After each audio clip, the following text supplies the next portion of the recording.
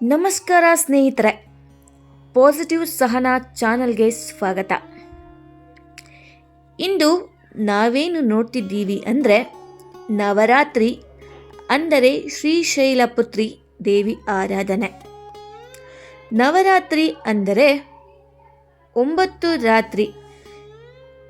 ಈ ಸಮಯದಲ್ಲಿ ನಾವು ದೈವದ ವಿಭಿನ್ನ ರೂಪಗಳನ್ನು ಆರಾಧಿಸುತ್ತೇವೆ. ಪ್ರತಿದಿನ ಒಂದೊಂದು ರೂಪ, ಒಂದೊಂದು ಬಣ್ಣ, ಒಂದೊಂದು ಶಕ್ತಿ, ಇವೆಲ್ಲ ಜೀವನದಲ್ಲಿ ನಮ್ಮನ್ನು ಪ್ರೇರೇಪಿಸುತ್ತದೆ. ಉತ್ತಮ ಜೀವನವನ್ನು ನಡೆಸುವುದಕ್ಕೆ ಸಾಧ್ಯವಾಗುತ್ತದೆ. ಇದು ವರ್ಷಕ್ಕೆ ಒಮ್ಮೆ ಬರುವ ಹಬ್ಬವಾಗಿದೆ. ಹಾಗಾದರೆ ಬನ್ನಿ ಸ್ನೇಹಿತರೆ, ನವರಾತ್ರಿ ಶಕ್ತಿಯ ಮಹತ್ವವನ್ನು ತಿಳಿದುಕೊಂಡು ಬರೋಣ. ನವರಾತ್ರಿ ಒಬ್ಬರಿಗೆ ಕೇವಲ ಹಬ್ಬವಲ್ಲ, ಇದು ಜೀವನದ ಪಾಠ ಕೂಡ ಹೌದು.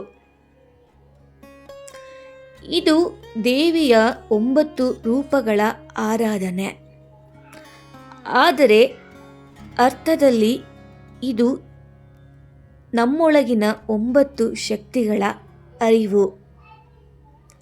ಮೊದಲ ದಿನ ನಾವು ಶೈಲಪುತ್ರಿ ದೇವಿಯನ್ನು ಪೂಜಿಸುತ್ತೇವೆ. ಅವಳನ್ನು ಪೂಜಿಸಿದರೆ ಮಾನಸಿಕ ಧೈರ್ಯ, ಆತ್ಮವಿಶ್ವಾಸ, ಸ್ಥಿರತೆ ಸಿಗುತ್ತದೆ. ಮನೆಯಲ್ಲಿ ಕೂಡ ಶಾಂತಿ, ನೆಮ್ಮದಿ ಕೂಡ ದೊರೆಯುತ್ತದೆ. ನವರಾತ್ರಿಯಲ್ಲಿ ಶೈಲಪುತ್ರಿಯ ದೇವಿಯನ್ನು ನೀವು ಆರಾಧನೆ ಮಾಡಿದರೆ ನೀವು ಅಂದುಕೊಂಡದ್ದೆಲ್ಲ ನೆರವೇರುತ್ತದೆ. ಆ ತಾಯಿಯ ಮಹಿಮೆ ಕೂಡ ನಿಮಗೆ ದೊರೆಯುತ್ತದೆ. ಹಾಗಾದರೆ ಸ್ನೇಹಿತರೆ, ಶೈಲಪುತ್ರಿ ದೇವಿಯ ಕತೆ ಕೂಡ ತಿಳಿದುಕೊಂಡು ಬರೋಣ. ಶೈಲಪುತ್ರಿ ಅಂದರೆ ಪರ್ವತ ಪುತ್ರಿ. ಅವಳು ಪರ್ವತ ರಾಜ ಹಿಮವಂತನ ಮಗಳು.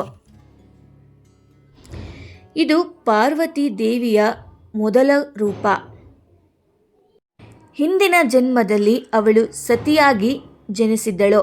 ದಕ್ಷಿಣೇಶ್ವರ ರಾಜ ದಕ್ಷಿಣೆಯ ಮಗಳಾಗಿ ಸತಿಯ ರೂಪದಲ್ಲಿ ಜನಿಸಿದ್ದಳು. ಅವಳ ಗಂಡ ಶಿವನನ್ನು ಅವಳ ತಂದೆ ಅವಮಾನ ಮಾಡಿದಾಗ ಸತಿ ತನ್ನ ಪ್ರಾಣ ತ್ಯಾಗ ಮಾಡಿದರು. ಅದಾದ ಮೇಲೆ ಅವಳು ಪುನರ್ಜನ್ಮ ಪಡೆದು ಹಿಮವಂತನ ಮಗಳಾಗಿ ಬಂದಳು.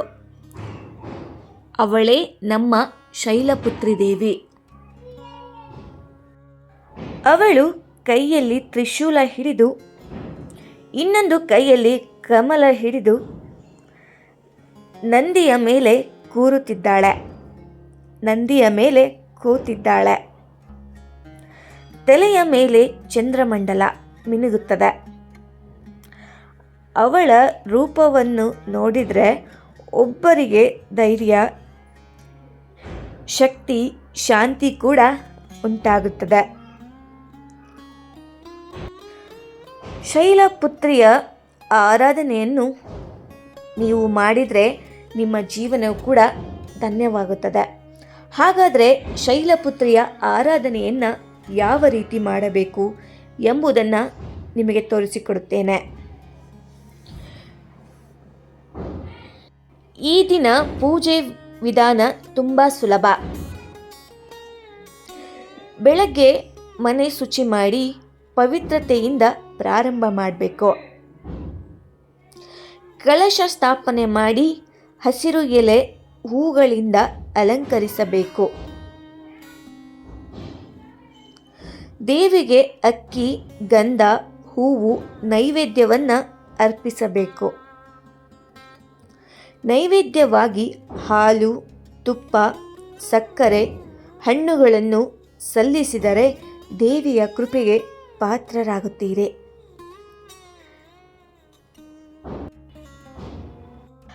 ಆ ದಿನದಂದು ಆ ದೇವಿಯ ಕೃಪೆಗೆ ಪಾತ್ರರಾಗಲು ಮುಖ್ಯವಾದ ಮಂತ್ರವನ್ನು ನಾನು ನಿಮಗೆ ಹೇಳಿಕೊಡುತ್ತೇನೆ.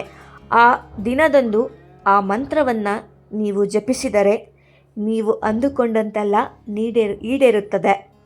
ಆ ದೇವಿ ಕೃಪೆಗೆ ಪಾತ್ರರಾಗಲು ಕಾರಣರಾಗುತ್ತೀರಾ.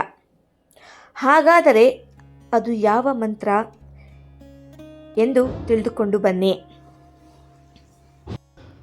ಓಂ ದೇವಿ ಶೈಲಪುತ್ರಾಯೇ ನಮಃ. ಓಂ ದೇವಿ ಶೈಲಪುತ್ರಾಯೇ ನಮಃ.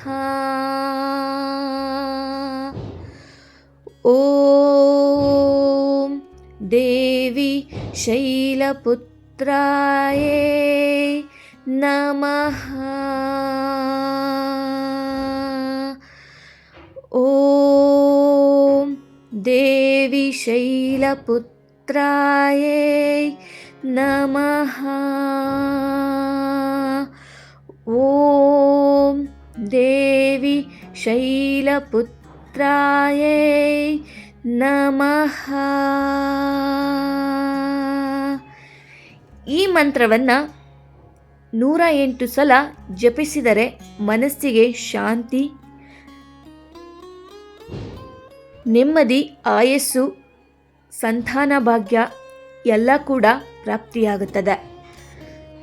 ಮಂತ್ರವನ್ನು ಬೆಳಗಿನ ಜಾವ ಮತ್ತು ಸಂಜೆ ಸಾಯಂಕಾಲ ಪಠನೆ ಮಾಡಿದರೆ ನೀವು ಅಂದುಕೊಂಡದ್ದೆಲ್ಲ ಈಡೇರುತ್ತಾ ಹೋಗುತ್ತದೆ.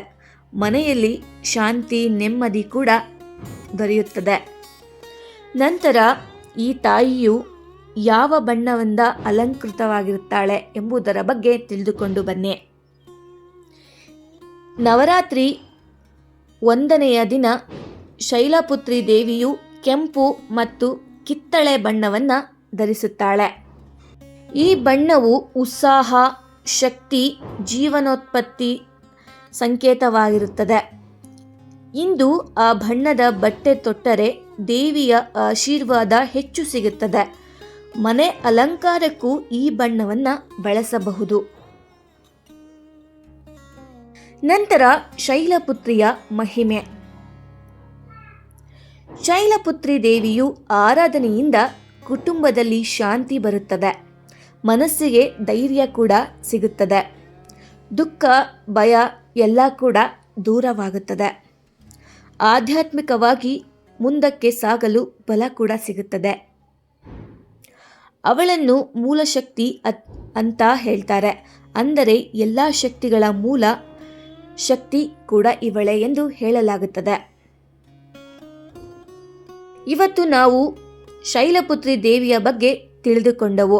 ಮುಂದಿನ ಸಂಚಿಕೆಯಲ್ಲಿ ಮತ್ತೊಂದು ವಿಡಿಯೋದೊಂದಿಗೆ ನಿಮ್ಮ ಜೊತೆ ಬರುತ್ತೇನೆ. ಅಲ್ಲಿಯವರೆಗೂ ಎಲ್ಲರಿಗೂ ದೇವರು ಒಳ್ಳೇದು ಮಾಡಲಿ ಅಂತ ಕೇಳುತ್ತಾ ಧನ್ಯವಾದಗಳು.